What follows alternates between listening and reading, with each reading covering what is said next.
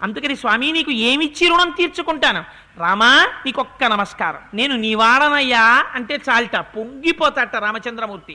అందుకని తత పద్మపలాసాక్ష కృత్వాత్మానం చతుర్విధం పితరం రోచయామాస తథా దశరథ నృపం. ఆ దశరథ మహారాజు గారికే నేను నలుగురిగా జన్మిస్తున్నాను అని ప్రతిజ్ఞ చేశారు. ఇతర పురాణములలో ఆయన ఆదిశేషుడు లక్ష్మణుడిగా వచ్చారని అంశలు చెప్పారు. కానీ వాల్మీకి రామాయణం మనకి ప్రత్యక్ష ప్రమాణం. నిన్నటి రోజున చెప్పాను, బ్రహ్మగారు వరం ఇచ్చారు. ఇందుచేత ఏది రహస్యమో ఏది ప్రకటమో అన్నీ నీకు భాషిస్తాయి, నువ్వు ఆచమనం చేసి కూర్చుంటే చాలు అన్నారు. అందుకని ఆ వాల్మీకి మహర్షికి సర్వము విదితము కనుక వారి చేత లిఖింపబడినటువంటి రామాయణం ఏదైతే ఉందో అది మనకి పరమ ప్రామాణికం. అందుచేత ఆ శ్రీ మహావిష్ణువే 4 స్వరూపాలతో దశరథ మహారాజు గారికి కుమారులుగా వచ్చారు. ఇంతలో ఒక చిత్రమైనటువంటి సందర్భం జరిగింది. అక్కడ చేరినటువంటి దేవతలు, ఋషులు మొదలైనటువంటి వాళ్ళందరూ స్తోత్రం చేశారు, ఎంతో ఆనందపడ్డారు. మహాప్రభో, మమ్మల్ని రక్షించడానికి నువ్వు మనుష్య రూపంలో వస్తున్నావు, ఇంకా మాకేం కావాలి, పరమానందాన్ని పొందుతున్నామన్నారు. ఎంతో ఆనందం పొందుతూ ఉన్నటువంటి సమయంలో అక్కడ పుత్రకామేష్టి పూర్తవుతోంది. ఋష్యశృంగ మహర్షి పుత్రకామేష్టిని పూర్తి చేస్తున్నారు. ఆ పుత్రకామేష్టిని పూర్తి చేస్తున్నటువంటి సమయంలో ఆ అగ్నిహోత్రంలోంచి ఒక మహాభూతం ఒకటి బయటికి వచ్చింది. అది చూస్తే అపారమైన తేజస్సుతో వెలుగొందుతోంది. వేరొక సూర్యుడు ఉదయించాడా అన్నట్టుగా ఉంది. అగ్నిహోత్రం ఒకటి జ్వలిస్తోందా అన్నట్టుగా ఉంది. అది మాట్లాడితే కంఠంలోంచి దుందుబి ధ్వనుస్తోందా అన్నట్టుగా ఉంది. అది అడుగు తీసి అడుగు వేస్తుంటే పెద్ద పులి రోషంతో నడుస్తోందా అన్నట్టుగా ఉంది. నల్లని ఎర్రని వస్త్రములు కట్టుకుని ఉంది. దాని 2 చేతులలో ఒక బంగారు పాత్ర ఉంది. దాని మీద ఒక వెండి మూత పెట్టబడి ఉంది. ఆ పాయస పాత్రని పట్టుకుని ఆయన నడిచి వస్తూ ఉంటే తనకి అత్యంత ప్రియమైనటువంటి భార్యని చేయి పట్టుకుని భర్త నడిపించి తీసుకొస్తుంటే ఎలా ఉంటుందో అలా పట్టుకుని వస్తున్నాడు. ఆ పాత్ర పట్టుకుని వచ్చి నిలబడ్డాడు. నిలబడి దశరథ మహారాజు గారిని పిలిచాడు. దశరథుడు గబగబా లేచి వెళ్ళి సాంజలిబంధకంగా నమస్కరించి, మహానుభావ, ఈ యాగాగ్నిలోంచి బయటికి వచ్చావు, నువ్వెవరు, నీకు నేనేం చేయగలను, నన్ను ఆజ్ఞాపించు అన్నాడు. అంటే ఆయన చెప్పాడు, ఇదంతు నరసార్దూల పాయసం దేవనిర్మితం ప్రజాకరం గృహాణత్వం ధన్యం ఆరోగ్యవర్ధనం. నాయన దశరథ, ఈ పుత్రకామేష్టికి నేను సంతసం పొందాను. నేను ప్రజాపతి పంపిస్తే వచ్చాను. నేను ప్రాజాపత్య పురుషుడు అంటారు నన్ను. ఇదిగో ఇందులో ఉన్నటువంటి పాయసం ఉందే, ఇదంతు నరసార్దూల పాయసం దేవనిర్మితం, ఇది దేవతల చేత నిర్మింపబడినటువంటి పాయసం. ఈ పాయసం ప్రజాకరం. ఈ పాయసాన్ని నీ భార్యలు స్వీకరిస్తే నీకు సంతానం కలుగుతారు. గృహాణత్వం, దీన్ని స్వీకరించు. ధన్యం, ఈ పాయసాన్ని నీ భార్యలు స్వీకరించడం వల్ల నీ రాజ్యం ధనధాన్యములతో తొలతూగుతుంది. ఆరోగ్యవర్ధనం, ఈ పాయసాన్ని స్వీకరించడం చేత ఆరోగ్యంతో ఉంటారు. ఇన్ని ఫలితములు ఈ పాయసానికి ఉన్నాయి. అందుకని ఈ పాయసాన్ని స్వీకరించు. స్వీకరించి దీన్ని ఏం చేస్తావు, నువ్వు నీకు అనుకూలవతులైనటువంటి భార్యలు ఎవరైతే ఉన్నారో అటువంటి భార్యాణం అనురూపాణం అస్నీతేతి ప్రయచ్చవై, అటువంటి వారికి ఈ పాయసాన్ని పంచిపెట్టు. ఆ భార్యలు ఈ పాయసాన్ని తినడం చేత వాళ్ళకి సంతానం కలుగుతారు అని చెప్పారు.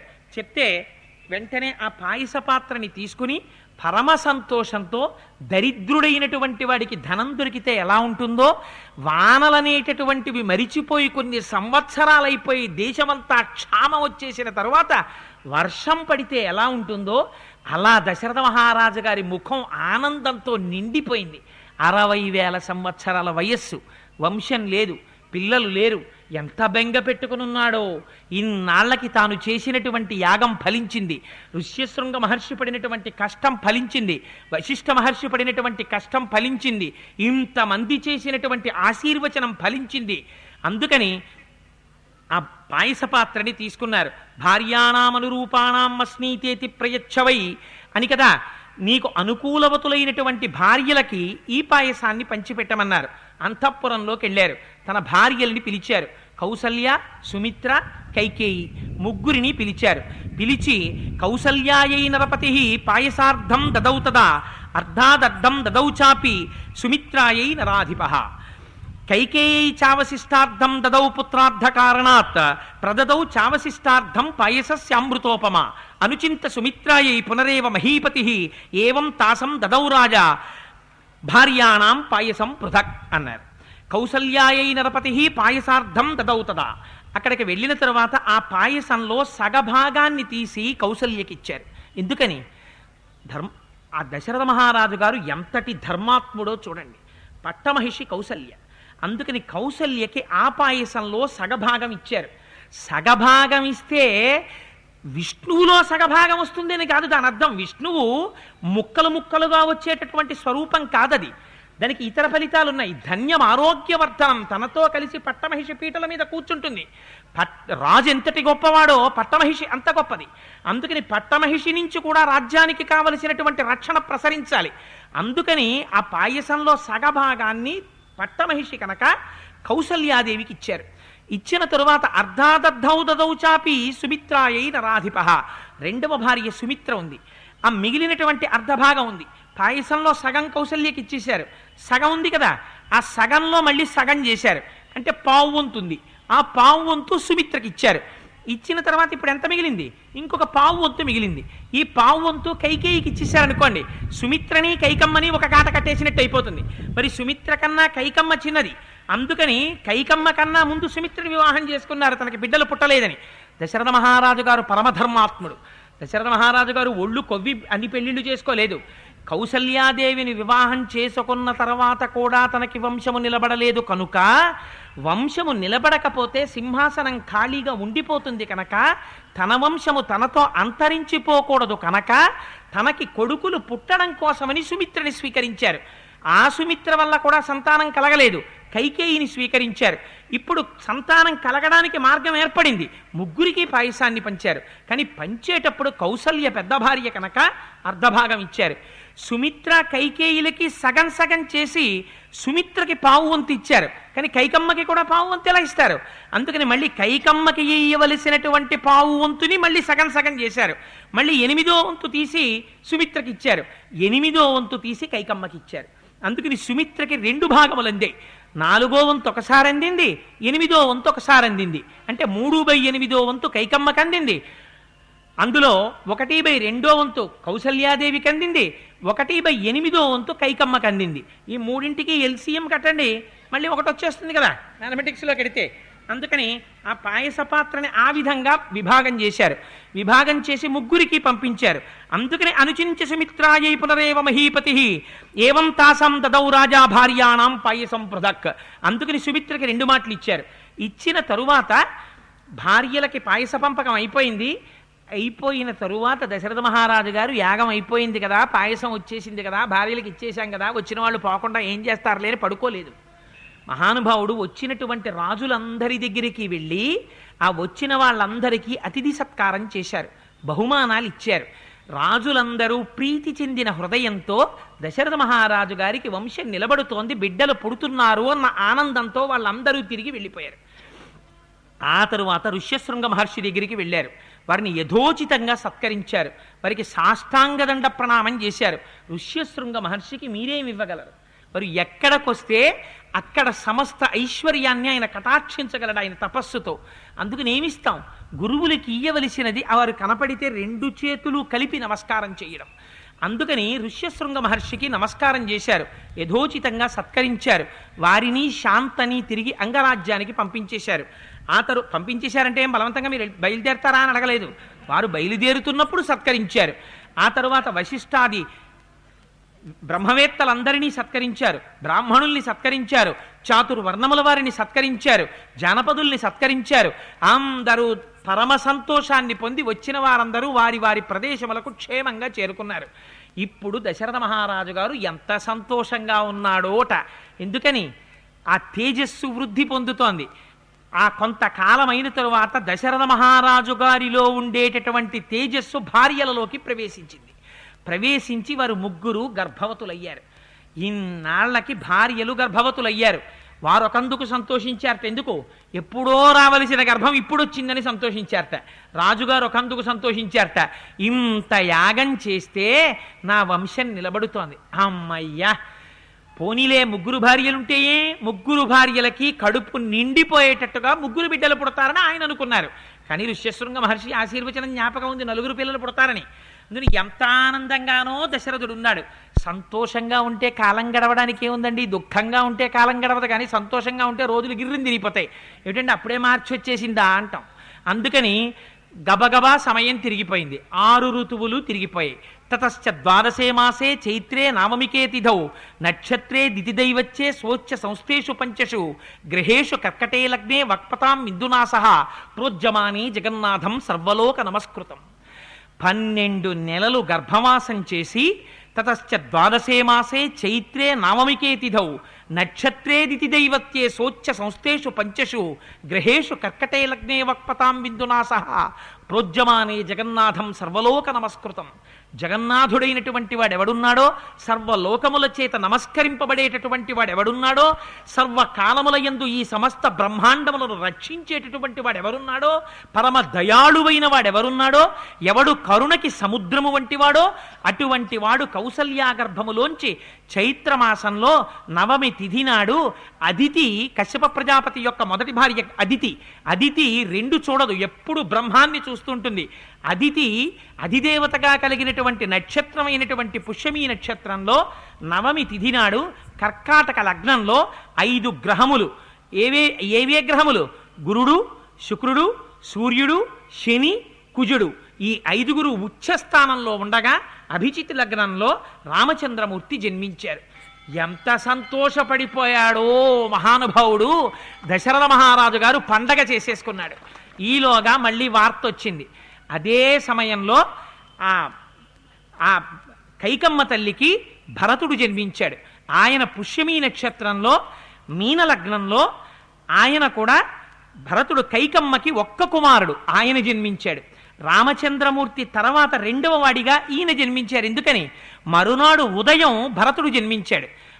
ఆ మరునాటి అంటే 2వ రోజు మధ్యాహ్న వేళకి సుమిత్ర యొక్క గర్భంలోంచి 2 పిల్లలు జన్మించారు. వారే అధ లక్ష్మణ శత్రుఘ్నౌ సుమిత్రా జనయుచ్ఛతౌ అని ఆ సౌమిత్రిగా లక్ష్మణమూర్తి జన్మించారు, శత్రుఘ్నుడు జన్మించారు. దశరథ మహారాజు గారికి కబురెళ్ళింది. ఎవరు వెళ్ళి చెప్పారట? సూతులు చెప్పారు, వంది చెప్పారు, మాగధి చెప్పారు. ఇవాళ మనకి హాస్యాస్పదం అయిపోయింది. వందిమాగదులండి వందిమాగదులండి అంటాం. రాజుల పక్కన వందిమాగదులు ఎందుకుంటారో తెలుసా అండి? వాళ్ళేం ఉత్తినే ఉండరు. సూతుడంటే రాజుకు ఒక లక్షణం ఉండాలి. పురాణం వినాలి రాజు. చాలా బిజీ అండి, నాకు టైం లేదు, అడ్మినిస్ట్రేషన్తో టైం గడిచిపోతోంది అని దిక్కుమాలిన కబుర్లు చెప్పడం కాదు. సూతుడిని పెట్టుకొని పురాణ వచనాలు వింటూ ఉంటాడు బుద్ధి ధర్మబద్ధంగా నడవడం కోసం. వంది మాగధి అని 2 ఉంటారు.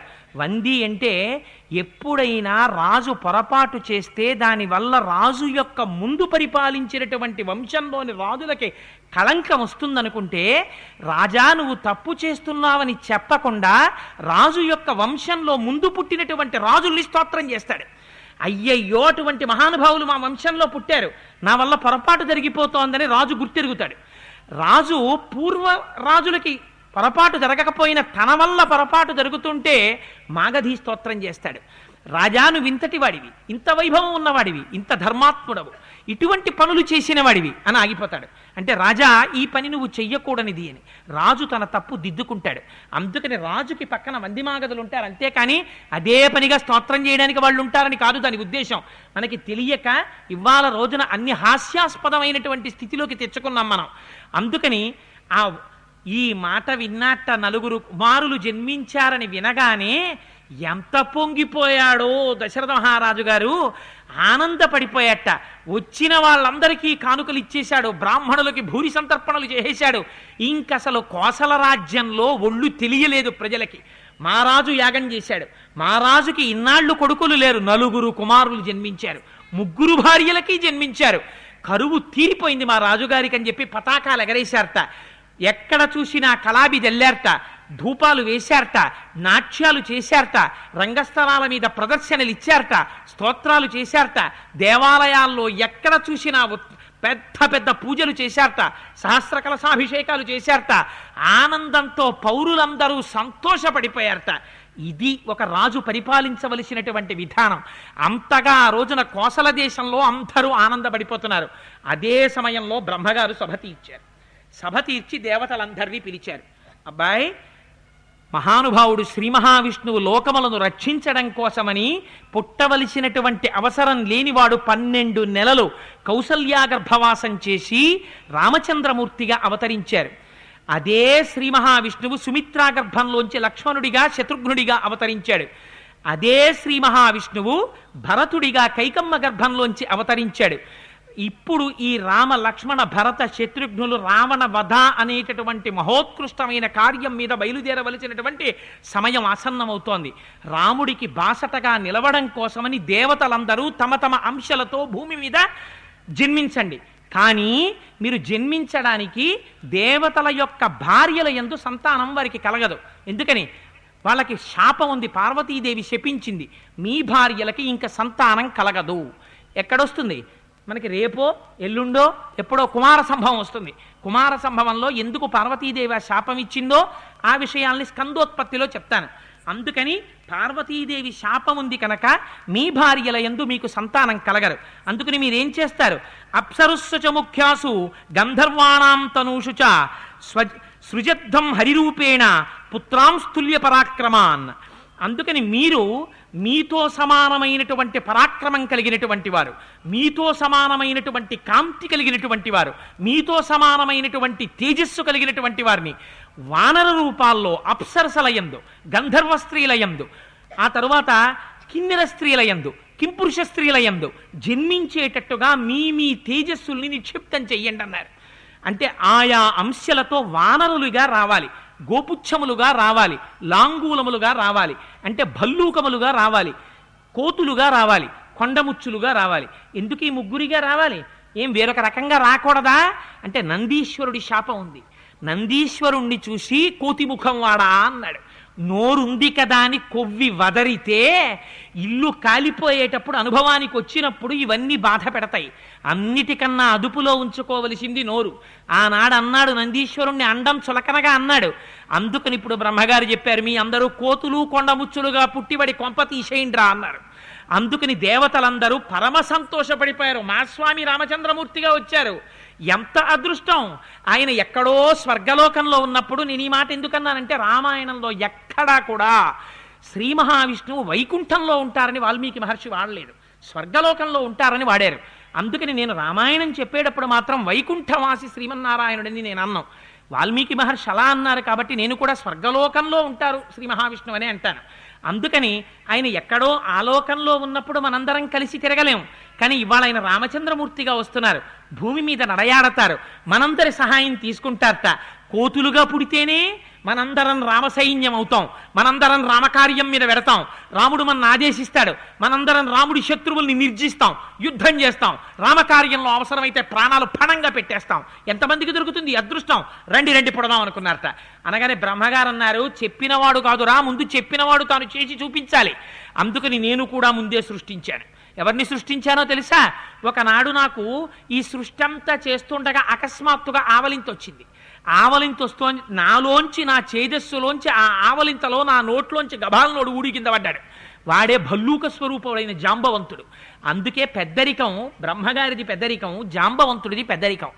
ఎప్పుడెప్పుడు సమస్య వచ్చినా జాంబవంతుడు జోక్యం చేసుకుని దిద్దుతుంటాడు. అందుకని ఆ జాంబవంతుడిగా భూమి మీద ఉన్నాడాయన. మీ అంశాలతో కూడా సృష్టించండి అన్నారు. అనేటప్పటికీ మహానుభావులు ఒక్కొక్కరు తమ తమ అంశాలతో సృష్టించడం ప్రారంభం చేశారు. వాళ్ళందరూ మొట్టమొదట వానరేంద్రం మహేంద్రాభా ఇంద్రో వాలినమూర్జితం సుగ్రీవం జనయామాస తపనస్తపతాంబరహ అన్నారు. మహేంద్రుడు దేవతలకందరికీ అధిపతి కనుక ఇంద్రుడు తన యొక్క అంశతో వాలిని సృష్టించాడు. అందుకని ఇంద్రుడు దేవలోకంలో దేవతల్ని శాసిస్తాడు, వాలి ఈ లోకంలో వానరులందరికీ కూడా ప్రభువుగా చాలా కాలం మన్నాడు. సరే, ధర్మాధర్మ విచక్షణ చేత రామచంద్రమూర్తి చేత నిగ్రహింపబడ్డాడన్నది వేరు మాట. కానీ మహేంద్రుడి యొక్క అంశతో వాలి జన్మించాడు, సూర్యుడి యొక్క అంశతో సుగ్రీవుడు జన్మించాడు. బృహస్పతి ఎంత తేజోవంతంగా, ఎంత తెలివితేటలతో, ఎంతటి నిర్వహణ సామర్థ్యంతో ఉంటారో అటువంటి అంశతో, బృహస్పతి అంశతో తారుడు జన్మించాడు. అలాగే ఆ పక్కన కుబేరుడు యొక్క అంశతో గంధమాదనుడు జన్మించాడు. అశ్వినీ దేవతల యొక్క అంశతో ద్వివిధుడు, మైందుడు జన్మించారు. అగ్ని యొక్క అంశతో నీలుడు జన్మించాడు. అదేవిధంగా వాయువు యొక్క అంశతో గరుత్మంతుడితో సమానమైనటువంటి వేగమున్నవాడు, వజ్రము యొక్క కాఠిన్యం ఎలా ఉంటుందో అటువంటి శరీరం ఉన్నవాడు, తన తొడల వేగము చేత మహావృక్షములను కూడా పెకలించగలిగినటువంటి వేగమున్నవాడు, తన పిడికిలి గుద్దుల చేత రాక్షసుల యొక్క శరీరాన్ని పళ్ళని విడగొట్టినట్టు విడగొట్టగలిగినటువంటి ధైర్యం ఉన్నవాడు, వినుదీయని పరాక్రమం ఉన్నవాడు, పర్వతములను పెకలించగలిగినవాడు, రామచంద్రమూర్తి అంతటి వాడికి సంజీవని ఔషధాన్ని తేగలిగినవాడు. ఏ మహానుభావుడు అడుగు పెడితే శుభం జరుగుతుందో, ఏ మహానుభావుడికి మంగళం చెయ్యడం తప్ప వేరొకటి చేత కాదో, నోరి విప్పితే మంగళం చేయించగలడో అటువంటి హనుమ వాయువు యొక్క అంశతో అంజనాదేవి యందు ఆ కేసరికి ఔరసపుత్రుడిగా జన్మించారు. ఇలా పర్జన్యుడికి శరభుడు జన్మించాడు. వరుణుడి యొక్క అంశతో సుషేనుడు జన్మించాడు. ఈ వానరులందరూ ఆయా దేవతల యొక్క అంశతో పృథివీ మండలం మీదకి వచ్చారు.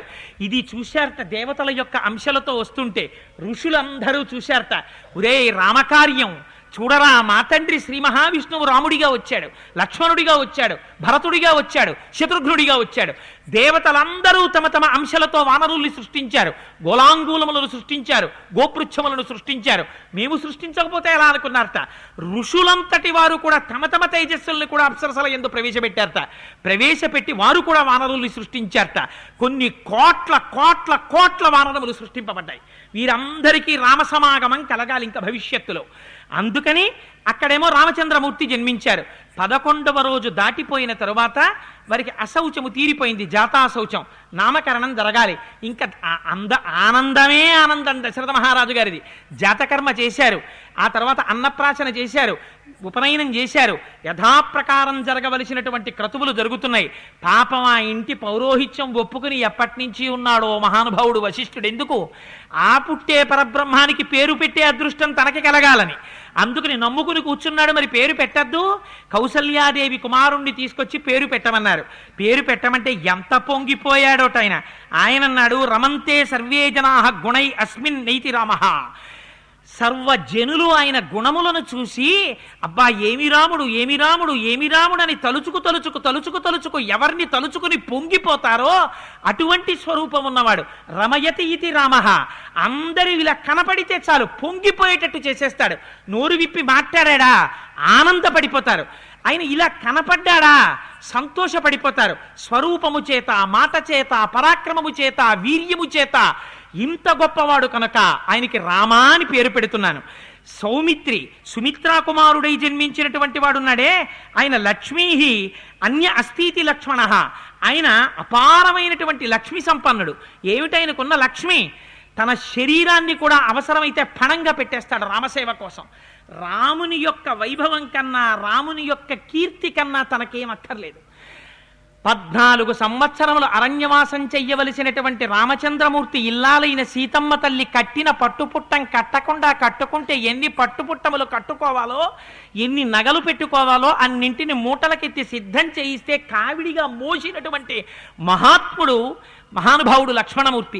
అన్నగారు స్నానం చేస్తుంటే ఒడ్డున నిలబడి ఇలా చేతులు కట్టుకుని, అన్నయ్య ఇది ఫలానా ఋతువు అన్నయ్య, అన్నయ్య ఇప్పుడు భరతుడు నందిగ్రామంలో స్నానం చేస్తుంటాడన్నయ్య అని చెప్పుకున్నవాడు లక్ష్మణుడు. అన్నయ్య ఏడిస్తే, అన్నయ్య నువ్వేడవడం ఏమిటన్నయ్య, నీ అంతటి పరాక్రమవంతుడు ఎక్కడున్నాడు అన్నయ్య? శోకో నాశయితే ధైర్యం, శోకో నాశయితే శృతం, శోకో నాశయితే సర్వం, నాస్తి శోక సమోరిపు.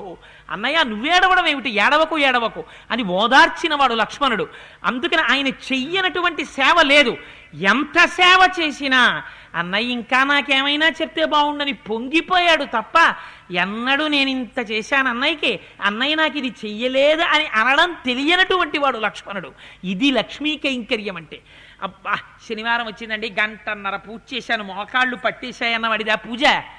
ఏమిటోనండి పూజ అయిపోయింది, మళ్ళీ రేపు ఉదయం కదా పూజామందిరంలో కూర్చుని పుష్పార్చన చేయడం అని బెంగ పెట్టుకున్నవాడిది పూజ. అందుకని ఇది లక్ష్మీ సంపన్నత్వం అంటే. అందుకని ఆయనకి లక్ష్మణుడని పేరు పెట్టాడు. త్రికాలవేది మహానుభావుడు వశిష్ఠుడు. ఆయన పేర్లు ఎలా పెట్టారో వాళ్ళ జీవితాలు అలా నడిచాయి. ఆ కైకమ్మ తల్లి కుమారుడైనటువంటి భరతుణ్ణి తీసుకొచ్చారు. బిభర్తీతి భరత అన్నాడు. నీకు భరతుడు అని పేరు పెడుతున్నామయ్యా అన్నారు. ఎందుకని? భరిస్తాడు కనుక. ఏది భరిస్తాడు? రాజ్యం రాముడు భరించవలసినటువంటి దాన్ని తాను భరించాడు.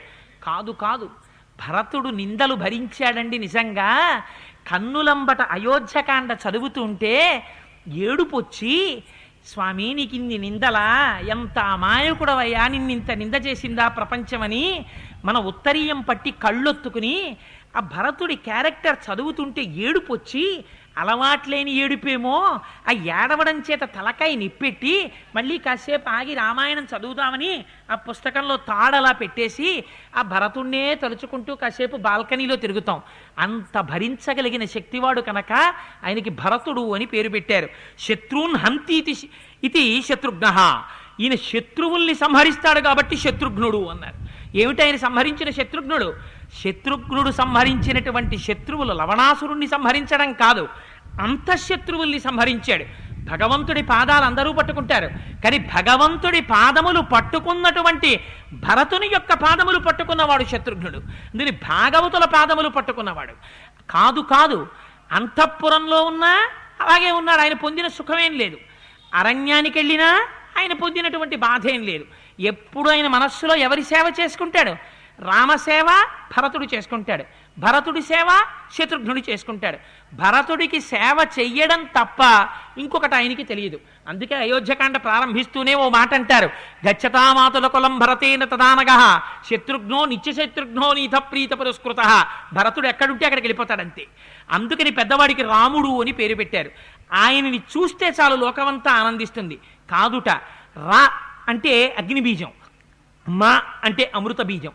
ఆ రామనామం ఇప్పటికీ మన ఎలా ఉద్ధరిస్తుంది అంటే, తెలిసి కాని తెలియక కాని ఒక్కసారి రామా అన్నారా, రా అగ్నిబీజం, అందుచేత లోపల ఉన్న పాపరాశి దగ్ధమైపోతుంది. మా అమృత బీజం. మా అన్నప్పుడు పెదవులు మూసుకుంటాయి, మళ్ళీ ఆ పాపరాశి లోపలికి ప్రవేశించలేదుట. అందుకని ఒక్కసారి రామా అంటే చాలు లోపల ఉన్న సమస్త పాపరాశిని ధ్వంసం చెయ్యగలిగినటువంటి స్వామి.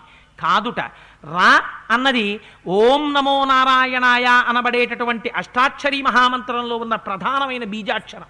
మీరు కానీ రా తీసేశారనుకోండి, అసలు ఆ అష్టాక్షరీ మంత్రానికి ఉండేటటువంటి స్వరూపమే మారిపోతుంది, అర్థమంతా చెడిపోతుంది. అందుకనంత ప్రధానమైనటువంటి బీజాక్షరాన్ని అక్కడి నుంచి తీశారు.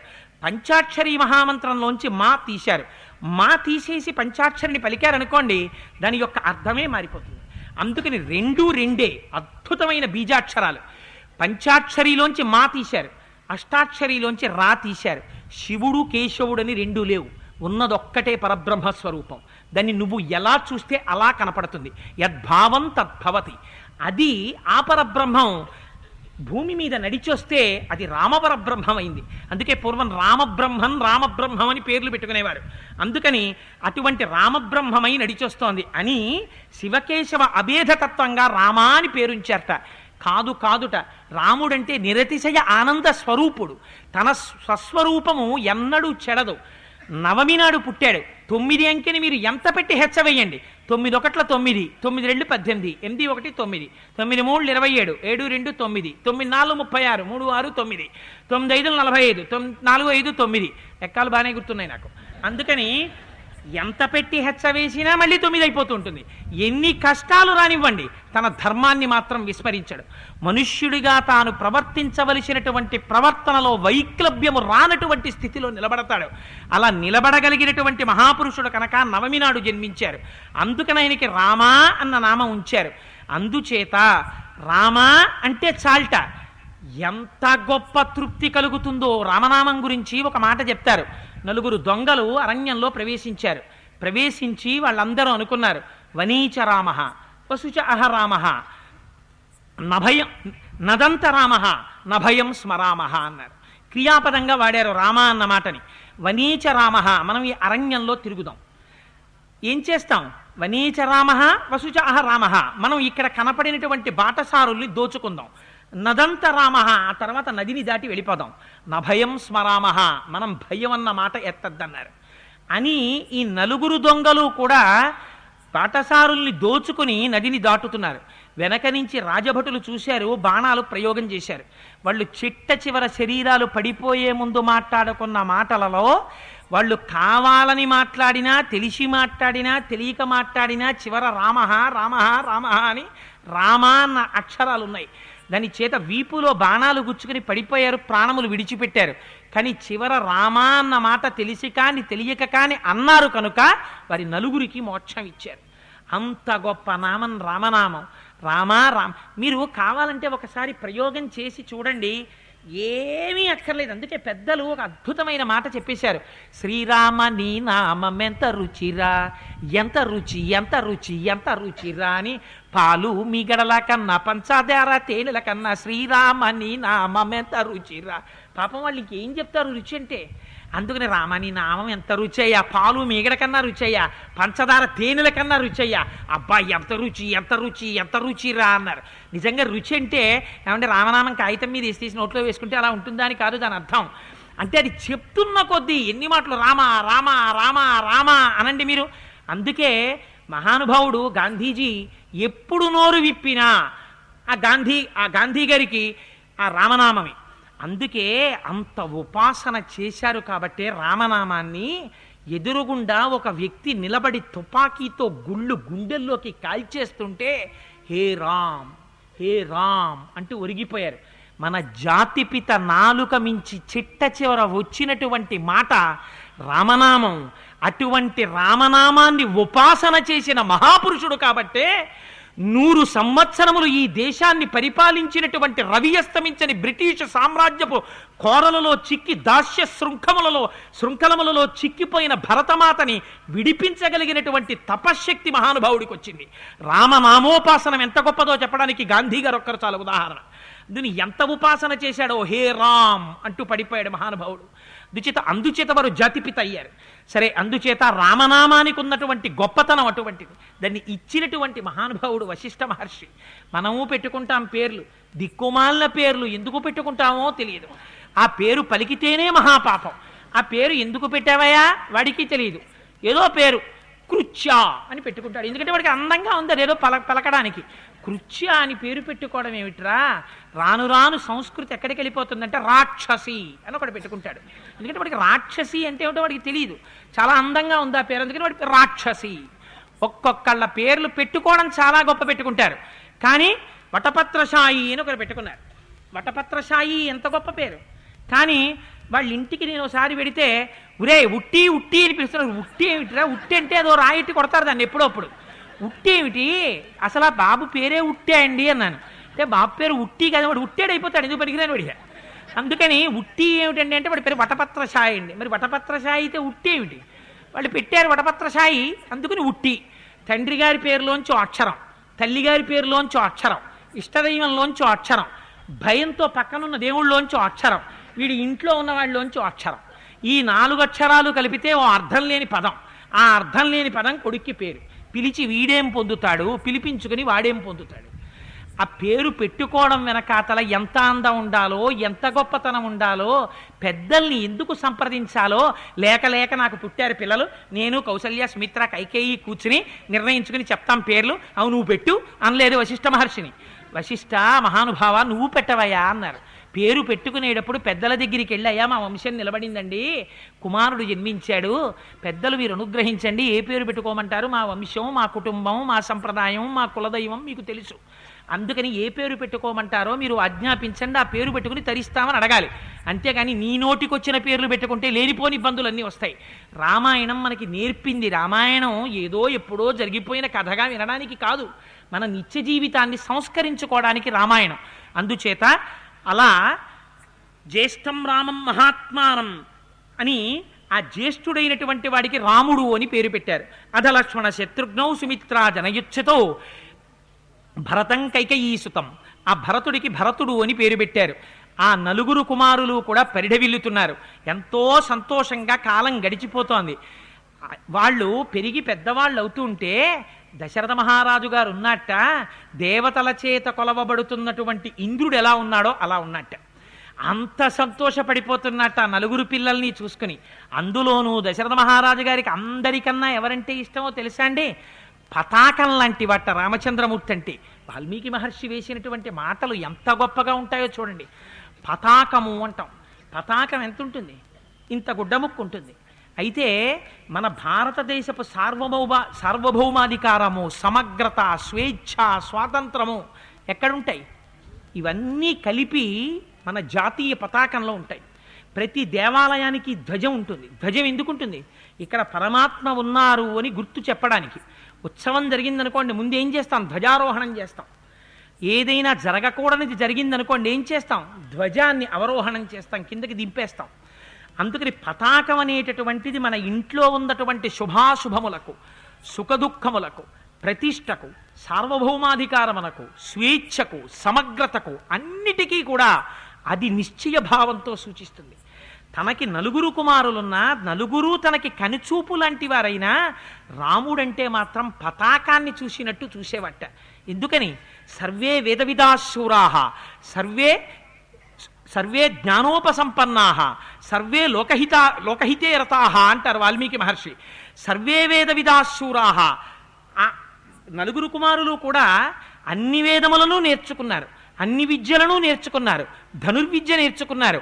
ఏ విద్య నేర్పినా గురువులు ఒక మాట అనేవారు, ఏం పిల్లలయ్యా దశరథ నీ పిల్లలు, ఏం అదృష్టవంతుడివి అయ్యా, వేదములను నేర్చుకున్నారు, ధనుర్వేదం నేర్చుకున్నారు, శుశ్రూష చేస్తారు, గురువుల దగ్గర పరమ వినయంగా ఉంటారు, కొడుకులంటే నీ కొడుకులయ్యా దశరథ, నువ్వు ఎంత అదృష్టవంతుడు అయ్యా అనేవారు.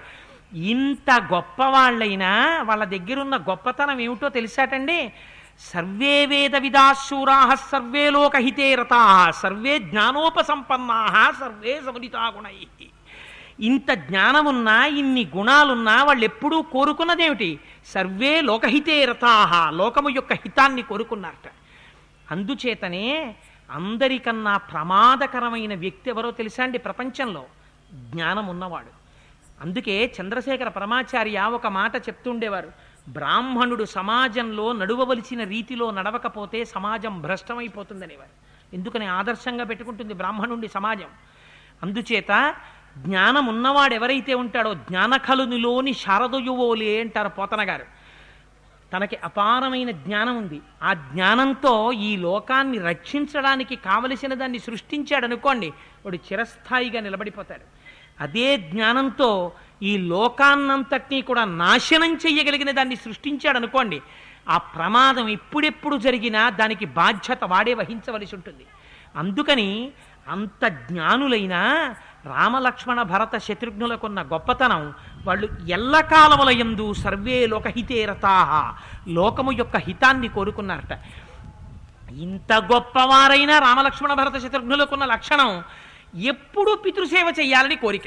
తండ్రి గారి పేరు చెప్తే చాలు ఇలా వంగిపోయి నమస్కారం చేసేవారట. ఎప్పుడూ తండ్రి గారి సేవ చెయ్యాలి, తండ్రి గారి పక్కన చేతులు కట్టుకు నిలబడాలి. అందున రాముడు జులపాల జులపాల జుత్తుతో రాజమార్గంలో వస్తుంటే దశరథ మహారాజు గారు గవాక్షంలో నిలబడి చూసేవాట. నిలబడి చూస్తే అనిపించేదిట, నేను యవ్వనంలో ఉన్నప్పుడు అద్దం ముందు నిలబడితే ఎలా ఉండేవాణ్ణో అలా ఉన్నాడు రా రాముడు, చూశావా మళ్ళీ యవ్వనంలో ఉన్న దశరథ మహారాజు గారు నడిచొస్తున్నట్టుంది అని ఆ కొడుకుని చూసుకుని మురిసిపోయేవాట రాముణ్ణి చూసి. ఎందుకని? అన్ని గుణాలున్నటువంటి వాడు. అలా వాళ్ళందరూ ఎంతో సంతోషంగా కాలం గడిచిపోతోంది. గడిచిపోతుండగా దశరథ మహారాజు గారు ఒక రోజున ఒక గొప్ప సభ తీర్చారు. పిల్లలకి మెల్లిగా 12 సంవత్సరాల వయస్సు దాటుతోంది. వశిష్ఠాది మహర్షులందరూ సభలో ఉన్నారు. ఆ సభలో ఉండగా వాళ్ళందరితో ఒక ప్రస్తావన చేశారు. నా కొడుకులు పెద్దవాళ్ళు అవుతున్నారు, వాళ్ళకి వివాహం చెయ్యాలని అనుకుంటున్నారు. అందుకని చెప్పి యోగ్యులైనటువంటి మా పిల్లలకి తగినటువంటి సంబంధాలు ఎక్కడుంటాయో మీరు వెతకవలసింది అంటున్నారు. పిల్లల పెళ్లి ప్రస్తావన చేద్దామనుకుంటున్నటువంటి సమయంలో అప్పుడే అనుకోకుండా మహానుభావుడు ఆ సమయంలోనే అక్కడికి వేయించేశారట. ఎవరు? అప్పటి వరకు వాళ్ళు అనుకోలేదు, ఆయన వస్తాడని కూడా అనుకోలేదు. ఆ సభలో అనుకోకుండా విశ్వామిత్రో మహాముని, విశ్వామిత్రుడు వచ్చాడు. వచ్చి ఆ బయట రాజసౌధము యొక్క ద్వారము దగ్గర నిలబడ్డాడు.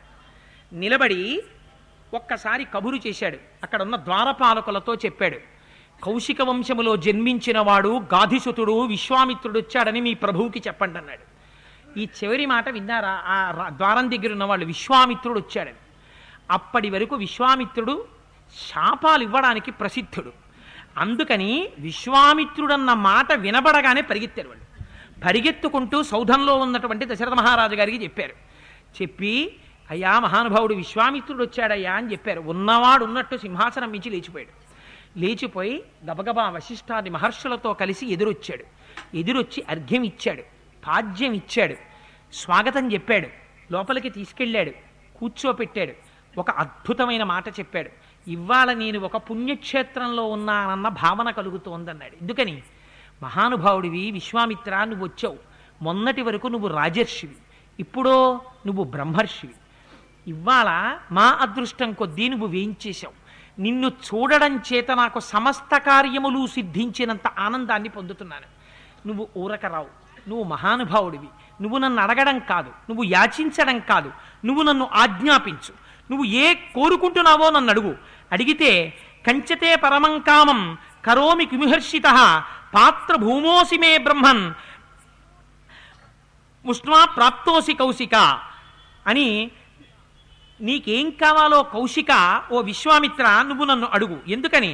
కరోమి కిమిహర్షిత, నేను పరమ సంతోషంతో నీ కోరిక తీరుస్తాను. ఎందుకని తీరుస్తాను అంటే పాత్ర భూతోసి మే బ్రహ్మన్, నాకు ఇన్నాళ్ళకి పాత్రత కలిగినటువంటి వాడు దొరికాడు. దానం చేసేటప్పుడు సరి అయినటువంటి వ్యక్తి లభించి అతని చేతిలో ఒక బియ్యపు గింజ పడిందా అక్షయమైపోయి రక్షించేస్తుంది. శంకర భగవత్పాదులు వచ్చి ఇంటి ముందు నిలబడ్డారు. ఒక ఎండు ఉసిరికాయ తీసుకొచ్చి ఆవిడ ఆయన చేతిలో వేసింది. ఏమైపోయింది? కనకధారా స్తోత్రం జరిగింది, బంగారు ఉసిరికలు పడిపోయి. అందుకని ఇన్నాళ్ళకి పాత్ర కలిగినటువంటి మహానుభావుడివి నువ్వు వచ్చావు. అందుకని దిష్ట్వా ప్రాప్తోసి కౌశిక, ఎంత అదృష్టవంతుడనయ్యా నువ్వు నా ఇంటికి రావడం. అందుకని నీకేం కావాలో అడుగు. నువ్వు అడగడం కాదు, నువ్వు శాసించు. నువ్వు ఏది ఆజ్ఞాపిస్తావో ఆజ్ఞాపించు. నీవు ఏది కావాలంటే నీకు అది ఇచ్చేస్తానన్నాడు. దశరథ మహారాజు గారు మనలాగే కొంచెం తొందరపడి మాట్లాడేస్తుంటాడు. తరువాత నాలిక కరుచుకుని విచారిస్తుంటాడు. అడిగాడా విశ్వామిత్రుడు ఏమైనా? ఏమీ అడగలేదు, వచ్చాడంతే. బ్రహ్మర్షి అయ్యాడని తెలుసు కదా. సంతోషంగా మహానుభావ స్వాగతం, రండి, వచ్చి నన్ను ధన్యుణ్ణి చెయ్యండి, మీ పాదస్పర్శ చేత ఈ క్షేత్రమంతా పునీతమైంది అని తాను ఇంతకు ముందు చెప్పిన మాటలు చెప్పి వదిలేస్తే పోయేది. మీకు ఏం కావాలో ఆజ్ఞాపించండి, మీ వంటి పాత్రత కలిగిన వాడు నాకు ఎక్కడ దొరుకుతాడు, మీరు ఏది కావాలంటే అది ఇచ్చేస్తాను, మీరు అడగడం కాదు మీరు ఆజ్ఞాపించాలన్నాడు. ఇవన్నీ విన్నాడు.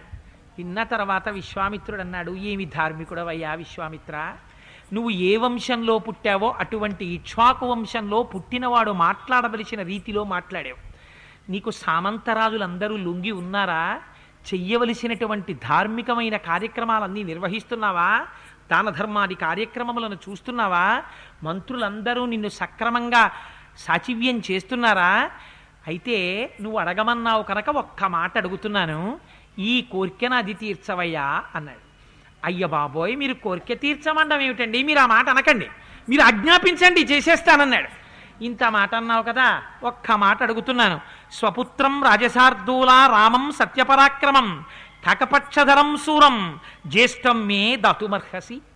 అదిగో జులపాల జుత్తువాడోడు ఉన్నాడే నీ కొడుకు రామచంద్రమూర్తి, వాణ్ణి నాకు ఇవ్వయా, కొద్దిగా పనుంది వండి తీసుకెళ్తాను. ఈ మాట అనగానే చతికిలు పడిపోయాడు. ఎందుకని? 60,000 సంవత్సరాల వయస్సులో బిడ్డలు పుట్టరు అనుకున్న వాడికి బిడ్డలు పుట్టారు. పుట్టిన బిడ్డలు ఎలా ఉంటారోలే, పోన్లే బిడ్డలు పుట్టారనుకుంటే ఆ 9 బిడ్డలు సర్వోత్తమమైన బిడ్డలు పుట్టారు. గొప్ప గుణములు కలిగిన వారు పుట్టారు. రాజ్యంలో ఉన్న వాళ్ళందరూ కూడా రాముణ్ణి చూసి రామా రామా రామా అంటుంటే పొంగిపోతున్నాడు. అలాంటి రాముణ్ణి విశ్వామిత్రుడు ఇమ్మంటున్నాడు. ఎందుకు ఇమ్మంటున్నాడో తెలియదు. బెంగెట్టుకుని ఒక్కసారి స్వస్థత తప్పిపోయిన వాళ్ళ సింహాసనంలో పడిపోయట. ఎవడు అడగమన్నాడు ఇవన్నీ, నువ్వు ఆజ్ఞాపించి ఇచ్చేస్తానన్నాడు. తొందరపాటు గృహస్థ ఎలా ఉంటాడో దశరథ మహారాజు గారు కూడా చూపిస్తాడు మనకి. మహానుభావుడు పాపం చాలా సంతోషంలో ఉన్నాడు, కొడుకులు పుట్టారని. మంచి అందులో కొడుకుల పెళ్లిళ్ళ గురించి మాట్లాడుతున్నాడు. అప్పుడు వచ్చాడు విశ్వామిత్రుడు. ఆ ఆనందంలో గబగబా మాట్లాడేశాడు. ఆయన అడగవలసిందో చిన్న శ్లోకంలో అడిగేశాడు. ఈయనకి స్పృహ తప్పిపోయింది. మెల్లిగా స్వస్థత కలిగింది. కలిగి లేచాడు. లేచి అంటాడు, ఇవ్వను అన్నాడో చేతిలో నీళ్ళు వేసుకుంటాడేమో భయం. ఇస్తాను అందామంటే రాముణ్ణి అడుగుతున్నాడు. ఇస్తాననాలా ఇవ్వననాలా? చుట్టూ సభలో అందరూ ఉన్నారు. పైగా అందరి ముందు మాటిచ్చేశాడు. ఇక్ష్వాకు వంశంలో పుట్టిన ధర్మాత్ముడు ఏం చేస్తాడు ఇప్పుడు? అందుకని ఇస్తాననడు ఇవ్వననడు. ఇప్పుడు మాట మార్చడం మొదలెట్టాడు. మన వల్ల కుదురుతుందా అండి అంటాడు. మన వల్ల అంటాడు, నా వల్ల అంటవాడు. అప్పుడు కలుపుతాడు ఉన్న వాళ్ళందరినీ. అలా ఆయన అండం మొదలెట్టాడు. ఊనషోడశ వర్షో మే రామో రాజీవలోచన అయ్యో మా అబ్బాయికి ఇంకా పాపం 16 సంవత్సరాలు కూడా రాలేదండి. రామో రాజీవలోచన, మా అబ్బాయి కళ్ళు పద్మాలు లాంటివండి, మా అబ్బాయి కళ్ళు పద్మాలు లాంటివండి అంటాడు. ఊనషోడశ వర్షోమే రామో రాజీవలోచన. అటువంటి వాడు ఆ రాక్షసులతో యుద్ధం ఎలా చేస్తాడు? నీ కొడుకు కళ్ళు పద్మాల్లా ఉంటే నాకేమిటయ్యా ఇబ్బంది? నీ కొడుకుని నాకు ఇమ్మనాలి విశ్వామిత్రుడు. ఆయన ఇస్తానన్నాడు, ఇవ్వనన్నాడు. నా కొడుకు కళ్ళు పద్మాల్లా ఉంటాయి, నా కొడుకు కళ్ళు పద్మాల్లా ఉంటాయి అంటాడు. ఎందుకని? పద్మాల్లా ఉన్న కళ్ళున్నవాడు కాబట్టి పద్మాలు ఏం చేస్తాయి? సూర్యాస్తమయం అయిపోతే బుడుచుకుపోతాయి, సూర్యకిరణాలు పడితే తెరుచుకుంటాయి. మా అబ్బాయి ఏం చేస్తాడు? ఏడయ్యేటప్పటికీ చదవరా అంటే బాబర్ చక్రవర్తి కొడుకు హుమయూన్ అని ఇలా కళ్ళు పడిపోతుంటాయి. ఏడైతే చదవడండి మా అబ్బాయి అని మళ్ళీ అమ్మ తీసుకొచ్చి అన్నం పెట్టి పోని తెల్లారకట్ట లేస్తావురా అని పడుకోబెడుతుంది. అందుకని ఇంకా మా అబ్బాయికి పాపం 12 ఏళ్ళు కూడా లేవండి, 16 ఏళ్ళు కూడా లేలేదండి. ఊనషోడశ వర్షోమే రామో రాజీవలోచన కిమర్థం యుద్ధితాం ప్రాప్సి. అయ్యో యుద్ధం వచ్చేసింది, ఏం చేస్తాడు మా అబ్బాయి? నువ్వు చూస్తే ఎందుకు అడుగుతున్నావు? నేను శపించలేక కాదయ్యా, శాపం ఇవ్వకూడదు. నేను యాగం చేస్తూ ఉంటే మారీచ సుబాహులనేటటువంటి 2 రాక్షసులు వచ్చి చిట్ట చివరి దాకా వచ్చిన తర్వాత అందులోకి రక్తమాంసాలు పోసేస్తున్నారు. అగ్నిహోత్రం చల్లారిపోతోంది. అందుకని రక్షించడానికి నీ కొడుకు కావాలంటున్నావు. వాడికి పాపం చీకటి పడితే కళ్ళు పడిపోతాయి, చీకటి పడితే యుద్ధం రాక్షసులు బాగా చేస్తారు, వాళ్ళ మీద వీడేం యుద్ధం చేస్తాడు? అందుకని మహాప్రభో లేక పుట్టాడయ్యా నాకు కొడుకు, వాడెందుకయ్యా నీకు? రాముడేమి యుద్ధం చేస్తాడయ్యా? రాముడిని అడక్కు, నేనొస్తా. నా దగ్గర ఎన్ని అక్షౌహిణీల సైన్యం ఉందో చూడు, చతురంగ సైన్యం ఉంది, ఇంత పరాక్రమం ఉంది. నేనొచ్చి యుద్ధం చేస్తాను, యుద్ధం చేసి నీకు ఆ రాక్షసులిద్దరినీ నిగ్రహిస్తాను. పోనీ కాకదే కాదు, రామలక్ష్మణులు కావాలంటావా? రాముడిని కూడా తీసుకెళ్ళు, కానీ రాముడితో నన్ను తీసుకెళ్ళు. ఏమనాలి? ఇది మనందరం అనే మాట. ఏమంటాం? మీ అబ్బాయిని పంపించండి అన్నారనుకోండి, ఏమో వాళ్ళ ఇంటికి మా అబ్బాయి వెళ్ళిన తర్వాత బాబోయ్ ఎందుకైనా మంచిదని నేను మా అబ్బాయి కలిసి వస్తాను లేండి అంటాం. ఎందుకని? వీడిని ఏమైనా వాళ్ళు గబుక్కుని ఇబ్బంది పెడితే పక్క నుండి నేను రక్షించుకోవచ్చని. అందుకని గృహస్థ ఏం చేస్తాడు? లోపల ఒక భావం పెట్టుకుని నేను వస్తానండి అంటాడు. అలా మా అబ్బాయితో నేను వస్తానండి అన్నాడు అని మళ్ళీ తడబడ్డాడు. తడబడి వచ్చి ఏం చెయ్యాలంటే అక్కడ ఎవరిని చంపాలో ఒకసారి చెప్దురు అన్నాడు. అంటే ఆయన అన్నాడు, విశ్వామిత్రుడు కూడా అంత అందంగా మాట్లాడతాడు, ఆయన అసత్యాలు పలకడు. ఏమయ్యా, ఉన్నమాట ఉన్నట్టు చెప్తున్నాను. ఈ లోకంలో రావణాసురుడని ఒక రాక్షసుడు బయలుదేరాడు. వాడు అపారమైనటువంటి తపశ్శక్తి సంపన్నుడు. వాడు దేవతల చేత కాని, రాక్షసుల చేత కాని, యక్ష గంధర్వ కిన్నెర కింపురుషుల చేత కాని నిగ్రహింపబడడు. వాడు ఇవాళ సముద్రాల్ని, వాయువుని, అష్టదిక్పాలకుల్ని శాసిస్తున్నాడు. వాడిని ఎదిరించి నిలబడగలిగినటువంటి మొగనగాడు ప్రపంచంలో లేడు. ఆ రాక్షసుడు వచ్చి స్వయంగా విఘ్నం కలిగించట్లేదు, వాడి పనుపున మారీచ సుబాహులని 2 వస్తున్నారు. వాళ్ళిద్దరూ వచ్చి విఘ్నం చేస్తున్నారు. అందుకని వాళ్ళని దండించడం కోసమని నీ కొడుకు కావాలి. కానీ దశరథ, నువ్వనుకుంటున్నావు రాముడు చేతకానివాడు, రాముడు పిల్లవాడు, రాముడు వచ్చి ఏం చేస్తాడు అని నువ్వు అనుకుంటున్నావు. కానీ రాముడెవరో నాకు తెలుసు. అహం వేద్మి మహాత్మానం రామం సత్యపరాక్రమం వశిష్ఠోపి మహాతేజాయే చేమే తపసి స్థితా. నువ్వు తండ్రిని తండ్రిని తండ్రిని అన్న వ్యామోహంలో ఉన్నావు. అందుకని రాముడెవరో నీకు తెలియదు. రాముడు నా కొడుకు, 12 ఏళ్లవాడు, 16 ఏళ్లవాడు, పాపం వాడేం చేస్తాడంటున్నావు. రాముడెవరో నాకు తెలుసు, రాముడెవరో వశిష్ఠుడికి తెలుసు. అందుకని రాముడిని పేరు పెట్టాడు. రాముడు నిగ్రహించగలడు మారీచ సుబాహుల్ని. నా మాట నమ్ము, నీ కొడుకుని నాకిచ్చి పంపించు. పంపించావా, మారీచ సుబాహుల్ని నిగ్రహించి నీ కొడుకు తిరిగి వస్తాడు. నన్ను నమ్మి నాతో పంపించన్నాడు. అంటే దశరథ మహారాజు గారు అన్నాడు, ఒకవేళ నా మాట నమ్మకపోయావా వశిష్ఠాది మహర్షులను అడుగు, నీ పురోహితులు కదా, వాళ్ళకి తెలుసు రాముడు ఇటువంటి వాడు, రాముడి పరాక్రమం వాళ్ళకి తెలుసు. తండ్రితనం చేత ఆ వ్యామోహంతో ఇవాళ నీకు తెలియట్లేదు రామపరాక్రమం, పంపించవయా అన్నాడు. అంటే పాపం దశరథ మహారాజు గారు అన్నారు, మహాప్రభో ఒక్క నమస్కారం, నా కొడుకుని విడిచిపెట్టి నేను ఉండలేను. ఏదో 60,000 సంవత్సరాలకి యాగం చేస్తే 4 కొడుకులు పుట్టారు. అందులో మహాకీర్తివంతుడు పెద్ద కొడుకున్నాడు. వాడి మీదే నీ కళ్ళు పడ్డాయా? వాడు కావాలా నీకు యాగరక్షణకి? వాడెందుకయ్యా బాబు నీకు నమస్కారం, వాడిని విడిచిపెట్టు, నన్ను విడిచిపెట్టన్నాడంటే ఏమిటి దాని అర్థం? ఇప్పటిదాకా మీరు ఆజ్ఞాపించండి నేను ఇచ్చేస్తానన్నాడు. ఇప్పుడు ఏమిటి దాని అర్థం? నేనేమి మీరు అడిగింది ఇవ్వలేను, కానీ మహాప్రభు మీరు బయలుదేరండి అని. అంటే ఆయన విన్నాడు. విని ఆయన అన్నాడు, ఎంత మాట అన్నావయ్యా, ఇప్పటిదాకా ఆజ్ఞాపించన్నావా, ఇప్పుడేమో ఇవ్వలేనని అనకుండా ఇవ్వలేనంటున్నావా? నీలా మిథ్యాప్రతిజ్ఞ కాకొచ్చా సుఖీభవ సభాంధవ. ప్రతిజ్ఞ చేసి నిలబెట్టుకోలేక మాట తప్పేటటువంటి ధర్మం తెలియని దశరథ, నువ్వు పుత్రపౌత్రాదులతో సుఖముగా శాంతిగా వర్ధిల్లెదవుగాక అన్నాడు. ఆశీర్వచనమా ఎత్తిపుడుప. ఎందుకని? తాను బ్రహ్మర్షి, ఇప్పుడు తాను గతి తప్పడు, ఇప్పుడు శాపాలు పెట్టాడు. కానీ నువ్వు నన్ను అర్థం చేసుకోలేకపోయావు, వశిష్ఠుడిని అర్థం చేసుకోలేకపోయావు, తండ్రి వన్న వ్యామోహానికి గురైపోయావు, మాట తప్పావు, ధర్మం తప్పావు, కొడుకుని చూసుకుని ఇంత పుత్ర వ్యామోహానికి లోనైపోయావు. అందుకని సుఖీభవ సబాంధవ. మిథ్యాప్రతిజ్ఞ కాకుత్స, మిథ్యాప్రతిజ్ఞ చేశావు కాకుత్స వంశంలో జన్మించిన వాడా. సుఖీభవ సబాంధవ, నీ బంధువులందరితో సుఖంగా బ్రతకవయ్యా. ఎలా వచ్చానో గమిష్యామి యథాగతం, అలా మళ్ళీ బయలుదేరి వెళ్ళిపోతున్నాను అన్నాడు. అనేటప్పటికీ సభలోంచి వశిష్ఠుడు లేచాడు. మహానుభావ విశ్వామిత్ర, మీరు కూర్చోండి అన్నాడు. ఎంత మాట మాట్లాడావయ్యా దశరథ, ఇంతకాలం రాజ్యం చేశావు, ధర్మాత్ముడు అనిపించుకున్నావు, యజ్ఞయాగాది క్రతువులు చేశావు, ఇంతకాలం ఇంత పరిపాలన చేసి ఆడిన మాట తప్పి అధర్ముడు ధర్మము తప్పినవాడు దశరథుడు అనిపించుకుంటావా? ఇచ్చిన మాటకి నిలబడు. విశ్వామిత్రుడంటే ఎవరనుకుంటున్నావు? విశ్వామిత్రుడంటే ఏష విగ్రహవాన్ ధర్మ, ఏష వీర్యనతాంబర, ఏష బుద్ధ్యాధికో లోకే తపసశ్చ పరాయణం. ఈ లోకములో ఉండేటటువంటి ధర్మాన్నంతటినీ పోత పోస్తే విశ్వామిత్రుడు. ఈ లోకంలో ఉన్న తపస్సంతటికి నిర్వచనం విశ్వామిత్రుడు. ఈ లోకంలో ఉన్నటువంటి బుద్ధికంతటికి నిర్వచనం విశ్వామిత్రుడు. విశ్వామిత్రుడికి ధనుర్వేదం అంతా తెలుసు, భాషించింది పరమశివుని యొక్క అనుగ్రహంగా. ఈ లోకంలో ఎవరికీ తెలియనటువంటి అస్త్రశస్త్రాలన్నీ ఆయనకి తెలుసు. ఆయన ఉపదేశాన్ని పొందాడు. ఎప్పుడో తెలుసా? ఆయన రాజ్యం చేస్తున్న రోజుల్లోనే కౌశికుడిగా ఉన్నప్పుడే ఉపదేశం పొందేశాడు. ఎందుకని? దక్ష ప్రజాపతికి ఇద్దరు కూతుళ్లలో ఇద్దరున్నారు, జయ సుప్రభ అని. వాళ్ళు భృశాస్వుడు అనేటటువంటి ఒక మహారాజుని వివాహం చేసుకున్నారు. వాళ్ళకి సర్వాస్త్రాన్ని భృశాస్వస్య పుత్రాః పరమధార్మికాః కౌశికాయ పురాదత్త యదా రాజ్యం ప్రశాసతి.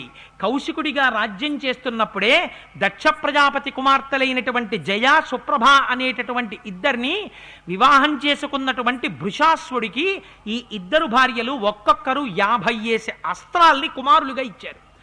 100 అస్త్రములు జన్మించాయి. ఆ భృశాస్వుడు ఈ 100 అస్త్రాల్ని తీసుకొచ్చి విశ్వామిత్రుడికి ధారపోసేశాడు. ఎవరికీ తెలియని 100 అస్త్రములు ఆయనకి తెలుసు. ఇంకొక సంగతి చెప్పనా? ధనుర్వేదమంతా విశ్వామిత్రుడికి కరతలామలకం. ఈ ప్రపంచంలో ఎన్ని రకాల అస్త్రాలున్నాయో అన్నీ ఆయనకి తెలుసు. కాదు, కొత్త అస్త్రాల్ని సృష్టించగలిగినటువంటి ద్రష్ట విశ్వామిత్రుడంటే. అటువంటి మహానుభావుడు తనని తాను రక్షించుకోవడం చేత కాక నిన్నడగలా. నీ కొడుకు చేత తను రక్షింపబడతానంటే అర్థం ఏమిటో తెలుసా? ఇవన్నీ మూట కట్టి నీ కొడుక్కి ధార పోసేస్తాడు. ధార పోసేస్తే నీ కొడుకేమవుతాడు? విశ్వామిత్రుణ్ణి రక్షించాడని పేరు దక్కుతుంది. కానీ రక్షించిన వాడు విశ్వామిత్రుడా రాముడా? గురువు యొక్క అనుగ్రహం రాముడికి ప్రసరిస్తోంది. ప్రపంచంలో ఉన్న సమస్త విద్యలు రాముడికి అబ్బబోతున్నాయి.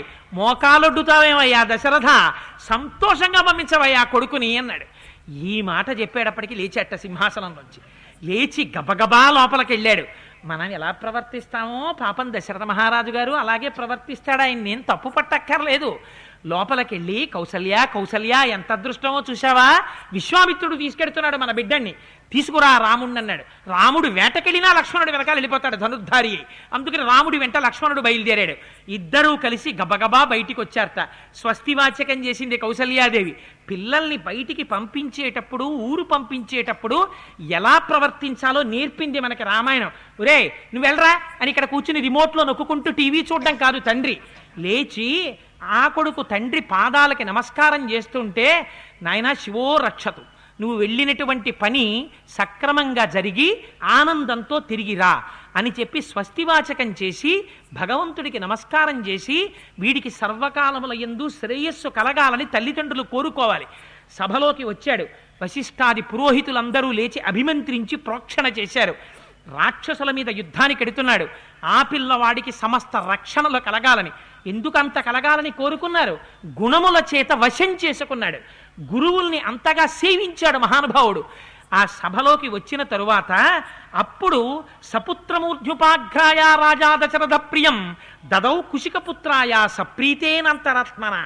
ఆ కొడుకుని చూసుకున్నట్టిలాగా అబ్బా నా కొడుకు ఎంత అందంగా ఉన్నాడో చూసారా, అందులోనూ ఇప్పుడు విశ్వామిత్రుడితో వెడుతున్నాడు. నా కొడుకు మామూలుగా వెడుతున్నాడు ఏంటి, ఢిల్లీ వెళ్తే మాత్రం బిట్స్ పిలానీలో సీట్ వచ్చింది, ఆ తర్వాత క్యాంపస్ సెలక్షన్లో ఎట్లాంటి ఉద్యోగంతో తిరిగి వస్తాడో నా కొడుకు అని బిట్స్ పిలానీలో సీట్ వచ్చినటువంటి, ఐఐటీలో సీట్ వచ్చినటువంటి, ఆర్ఈసీలో సీట్ వచ్చినటువంటి కొడుకుని రైలు ఎక్కించే ముందు తల్లిదండ్రులు లోపల కొడుకు కొంతకాలం తమ నుంచి దూరంగా ఉంటున్నాడన్న క్లేశం ఉన్నా అంత గొప్ప డిగ్రీతో తిరిగి వస్తాడన్న ఆనందంతో పంపించినట్టు సపుత్రమూర్ధ్యుపాఖ్యాయ ధర్మం నేర్పింది మనకి. బిడ్డల్ని ఎక్కడ పడితే అక్కడ ముద్దు పెట్టుకోకూడదు. కొడుకు యొక్క తల 2 చేతులతో పట్టుకుని వంచేట, ఆ మూర్ధ్ని భాగమునందు ఒక్కసారి స్పృశించేట పెదవులతోటి, వాసన చూసేట. సపుత్రమూర్ధ్యుపాగ్రాయ రాజా దశరథ ప్రియం దదౌ కుశికపుత్రాయ సప్రీతేనంతరాత్మన. మనస్సులో చాలా సంతోషంతో, నాయనా విశ్వామిత్ర మహానుభావ బ్రహ్మర్షి, నా కుమారుణ్ణి నీ చేతుల్లో పెడుతున్నాను, నా కుమారుడికి రక్షగా నిలబడి శాసించి నీకు ఎలా కావాలంటే అలా శుశ్రూష చేయించుకో. నాయనా రామా, విశ్వామిత్రుడు ఏది చెప్తే అది చెయ్యి. ఇది పితృవాక్య పరిపాలన అంటే. రేపటి రోజున చూపిస్తాను మీకు పితృవాక్య పరిపాలన అంటే ఎలా ఉంటుందో. అందుకని విశ్వామిత్రుడు ఎలా చెప్తాడో అలా ప్రవర్తించు అని చెప్పి పరమ సంతోషంగా తన కుమారుణ్ణి విశ్వామిత్రుడికి ఇచ్చి పంపిస్తున్నాడు. ఇప్పుడు రామచంద్రమూర్తికి విశ్వామిత్రుడి యొక్క అనుగ్రహం కూడా పొందుతున్నాడు. ఇవాల్టి రోజున గురువుల యొక్క అనుగ్రహాన్ని పొందడానికి సిద్ధపడుతున్న రామచంద్రమూర్తి యొక్క వైభవ స్వరూపాన్ని మనస్సులో తలుచుకుని, ఆ చిన్న రాముడు బాలరాముడు నడిచి వెడుతున్నట్టుగా మనస్సులో సంకల్పం చేసుకుని పరమ ఆనందంగా ఆ వెనకాతల రామలక్ష్మణులు నడుస్తూ ఉంటే, ముందు పరమశివుడు నడుస్తుంటే వెనకాతల స్కందుడు విశాఖుడు అయి సుబ్రహ్మణ్యేశ్వర స్వామి నడుస్తుంటే ఎలా ఉంటుందో అలా నడిచి వెడుతున్నట్ట రామలక్ష్మణులతో కూడినటువంటి విశ్వామిత్ర మహర్షి. అటువంటి స్వరూపాన్ని మనస్సులో ఒక్కసారి దర్శనం చేసి పరమ సంతోషంగా నీటికి సెలవు తీసుకుని మళ్ళీ రేపటి రోజున రామాయణం వినడానికి వద్దాం. అయితే ఇవాళ రామచంద్రమూర్తి జననం చెప్పుకున్నాం కాబట్టి ఒక్క మాట అందరూ చెప్పి వెళ్ళండి. దానివల్ల ఏమవుతుందంటే సహస్రనామ స్తోత్రం చెప్పినటువంటి ఫలితం కలుగుతుంది. అందుకని మీకు అందరికీ వచ్చినదే, ఇదేం కొత్త స్తోత్రం కాదు. ఇంత గొప్ప సభలో చక్కగా రామాయణం తెలిసో తెలియకో నేను చెప్తున్నాను, నాకేమి చేత కాకపోయినా మీరు వింటున్నారు. అందుకని నా రామనామం మన్ని రక్షిస్తుంది. అందుకని అందరూ ఒక్కసారి చెప్పండి, శ్రీరామ రామ రామేతి రమే రామే మనోరమే సహస్రనామ తత్తుల్యం రామనామ వరాననే. రామా రామా రామా అని 3 మాటలంటే రా 2 మా 5 2 × 5 2 × 5 2 × 5 2 5 10 10 2 20 25 100 100 2 200 205 1000 సహస్రనామ తత్తుల్యం రామనామ వరాననే. ఇక్కడే కూర్చుని రామాయణం విని విష్ణు సహస్రనామ స్తోత్రం చేసి బయలుదేరినటువంటి ఫలితాన్ని రామచంద్రమూర్తి మన ఖాతాలో వేస్తారు. అందుకని ఆ మాట చెప్పుకుని బయలుదేరదాం. ఇవాళ రోజున కూడా ప్రసాదాలు ఉంటాయి. ప్రసాదం అంటే భగవంతుని యొక్క అనుగ్రహము. అందుకని ఆ అనుగ్రహాన్ని స్వీకరించి బయలుదేరండి. మంగళాశాసన పరై మదాచార్య పురోగమై సర్వైశ్చ పూర్వైరాచార్యై సత్కృతాయాస్తు మంగళం. మంగళం కోసలేంద్రాయ మహనీయ గుణాత్మనే చక్రవర్తి తనూజాయ సర్వభౌమాయ మంగళం. ఉమాకాంతాయ కాంతాయ కామితార్థప్రదాయినే శ్రీగిరీశాయ దేవాయ మలినాథాయ మంగళం. కరచరణ కృతం వా కర్మ భక్కాజం వా శ్రవణనైనజం వా మానసం వాపరాధం విహితం వా సర్వమేత్తక్షమస్వ. శివ శివ కరుణాబ్ధే శ్రీమహాదేవ శంభో. సర్వం శ్రీ ఉమామహేశ్వర పరబ్రహ్మార్పణమస్తు. స్వస్తి.